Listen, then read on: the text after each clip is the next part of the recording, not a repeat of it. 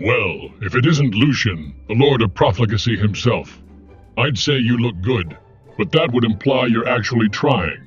Last I checked, Chaos Cheek isn't quite the aesthetic the Emperor had in mind. Oh, please, Kharak. You think your dusty armor and speed freak attitude are impressive?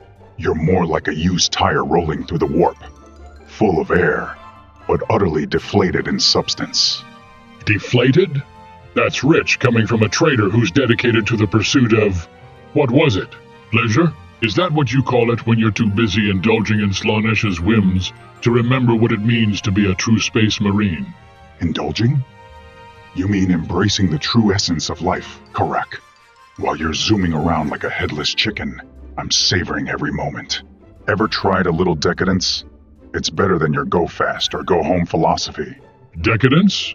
You mean throwing yourself into the arms of chaos because you couldn't handle the rigors of actual loyalty? Last I checked, a true warrior stands for something greater than their own fleeting pleasures. Ah, but what's greater than self-expression, my friend? You might want to try it sometime instead of just revving your engines and yelling for the Emperor, while everyone else is having a good time. Good time? The only good time you know is when Slaanesh throws a party. But tell me, Lucian, how does it feel to be a poster child for chaos? You went from being the Third Legion to the joke of the galaxy. That's quite the fall from grace. A fall? No, my friend. It's an ascension. We embraced what you fear. Pleasure, beauty, and excess.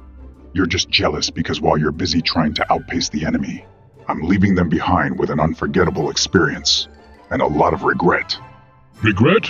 I'd rather have a swift bike ride than a slow descent into depravity. At least I can still look in the mirror without seeing the face of a hedonistic fool who sold his soul for a flashy title. Look in the mirror? I'd rather look at my reflection in the eyes of my enemies as they realize they've been outclassed. Can your speed save you from that realization? Or will you just speed past while they admire my glorious perfection? Glorious perfection? The only thing glorious about you is how you managed to turn a proud chapter into a sad tribute to excess. You went from proudest artist to the galaxy's favorite party boy. What's next? A dance-off with some Eldar? A dance-off? Please, if you think your speed can keep up with my moves, you're sorely mistaken. I'd have you tripping over your own bikes while I sweep the floor with your ego. Tripping over my bikes? At least I don't need a warp-infused fashion show to distract from my battlefield performance. Keep polishing that armor. It's the only thing keeping you from fading into the shadows of disgrace. Disgrace? Oh, dear Kharak. You're just mad that while you race into the fray, I'm the one who's creating art out of chaos. You might want to pick up a brush instead of that rusted chainsword. Art? You call that art? I'd call it a chaotic mess that would make even a Daemon Prince cringe. At least my tactics are straightforward. Charge, hit hard, and keep moving. Ah, but your straightforwardness is like a poorly written epic. Predictable and boring.